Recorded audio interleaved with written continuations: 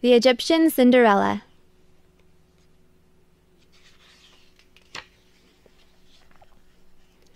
Long ago, in the land of Egypt, where the green Nile River widens to meet the blue sea, there lived a maiden called Rhodope. When she was still a small child, Rhodope had been stolen by pirates. She was snatched from her home in Greece, taken across the sea to Egypt, and there sold as a slave. Like the Egyptian servant girls, Rhodope went to the water's edge each day to wash her clothes or to gather the reeds that grew along the riverbank. But Rhodope looked different from the Egyptian girls. Their eyes were brown, and hers were green. Their hair hung straight to their shoulders, while the breeze blew hers into tangles. Their skin glowed like copper, but her pale skin burned red beneath the sun. That was how she got her name, for Rhodope meant rosy-cheeked in Greek. "Rosy Rhodope," scoffed the servant girls, hissing her name between their teeth. Rhodope pretended not to hear, but she blushed rosier than ever. Although her master was kind, he was old, and liked to doze beneath a fig tree.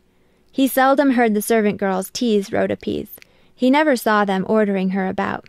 "Hurry, Rhodope," they would shout at her. "The geese are in the garden, eating up the onions. Mend my robe. I'm hungry, Rhodope. Bake the bread." Rhodope always hurried to do their bidding, for the Egyptian girls were household servants, and she was only a slave. Rhodope found friends among the animals instead. Birds ate crumbs from her hands. She coaxed a monkey to sit upon her shoulder and charmed a hippopotamus with her songs. It would raise its huge head from the muddy water and prick its small ears to listen. Sometimes, when her chores were done and the day had cooled, Rhodope would dance for her animal companions. She twirled so lightly that her tiny bare feet scarcely touched the ground. One evening, her master awakened to see her dance. "No goddess is more nimble," he called out. "Such a gift deserves a reward." He tugged his chin whiskers, thinking, and then declared, "You shall go barefoot no longer." Her master ordered a pair of dainty slippers made especially for Rhodope. The soles were made of real leather, and the tips were gilded with rose-red gold. Now, while Rhodope danced, her feet sparkled like fireflies. The rose-red slippers set Rhodope more apart than ever. The Egyptian girls were jealous, for they wore clumsy sandals woven from papyrus. Out of spite, they found new tasks for her to do, keeping Rhodope so busy that she was too tired to dance at night. One evening, Climo, who was chief among the servant girls, announced, "Tomorrow we sail for Memphis to see Pharaoh. His Majesty is going to hold court for all his subjects. There will be musicians and dancing," said another servant girl, eyeing the rose-red slippers. "There will be feasting," added a third. "Poor Rhodope, you must stay behind," Climo jeered. "You have linen to wash, and grain to grind, and the garden to weed." The next morning, just as Ra, the sun, was climbing into the sky, Rhodope followed the servant girls to the riverbank. Climo wore a necklace of blue beads. Bracelets jingled on the wrists of the second. The third had tied a many-colored sash about her waist. Although Rhodope wore a plain tunic, on her feet were the rose-red slippers. "Perhaps they will let me come along to see the Pharaoh after all," she thought. But the three servant girls pulled their raft around the bend in the river without giving Rhodope a backward glance. Rhodope sighed and turned to the basket piled high with dirty clothes. "Wash the linen, weed the garden, grind the grain." She slapped the wooden paddle against the cloth in time to her song. The hippopotamus, tired of so dull a tune, pushed out of the reeds and splashed into the water.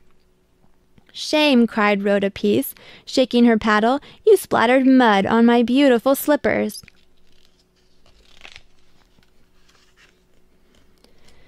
She polished the shoes on the hem of her tunic until the rosy gold glittered in the sun. Then she carefully put them on the bank behind her. "Wash the winnin', weed the garden," Rhodopees began again, when suddenly a shadow fell on the water. Rhodopees jumped up.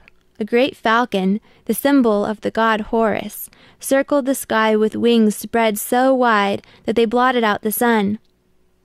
"Greetings to you, proud Horus," Rhodopees murmured. She bowed her head and felt a rush of air on the back of her neck. When Rhodopees dared to lift her eyes, she saw the falcon soar away. Dangling from his talons was one of her beautiful slippers. "Stop," she pleaded. "Come back." But the bird did not heed her. He flew toward the sun until he was no more than a dark speck against the gold. Rhodopees bit her tongue. One shoe was worse than none at all.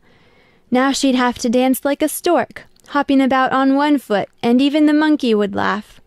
Rhodopees tucked the slipper into her tunic and returned to her laundry, salting the river with her tears.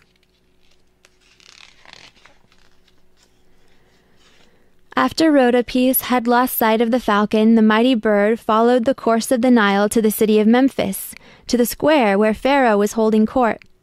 There the falcon watched and waited.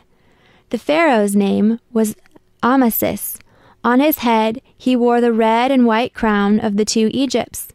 The double crown was heavy and pinched his ears. He preferred driving his chariot fast as the wind to sitting on the throne. Amasis yawned.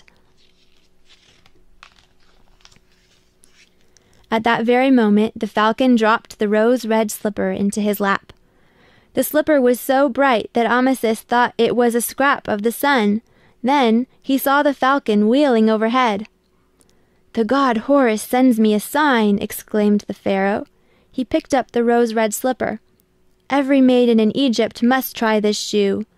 She whose foot it fits shall be my queen. That is the will of the gods." Amasis dismissed the court, called for his chariot, and began his search at once.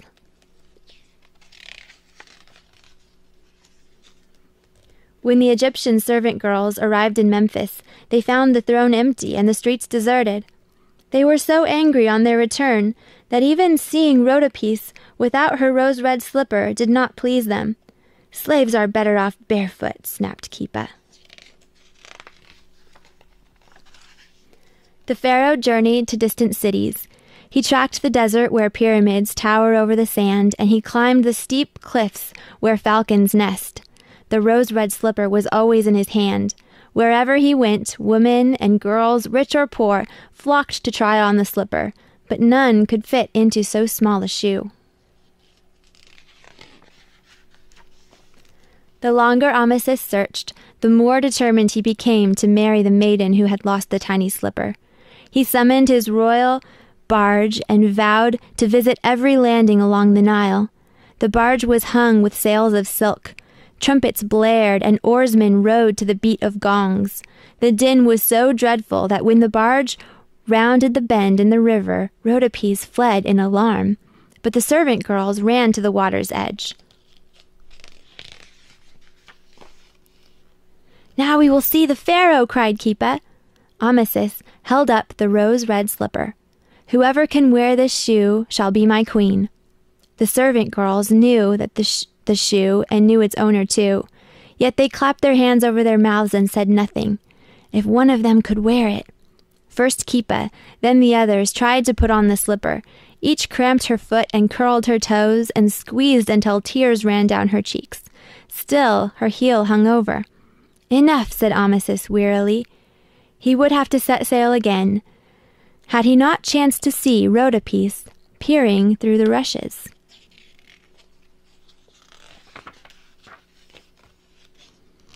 "Come," he commanded. "You must try this rose-red slipper." The servant girls gawked open-mouthed as the Pharaoh kneeled before Rhodopees. He slipped the tiny shoe on her foot with ease. Then Rhodopees pulled its mate from the folds of her tunic. "Behold," cried Amasis, "all this land there is none so fit to be queen." "But Rhodopees is a slave," protested one of the servant girls. Kipa sniffed. "She is not even Egyptian." "She is the most Egyptian of all," the Pharaoh declared, for her eyes are as green as the Nile, her hair as feathery as papyrus, and her skin the pink of a lotus flower. The Pharaoh led Rhodope to the royal barge, and with every step her rose-red slippers winked and sparkled in the sun.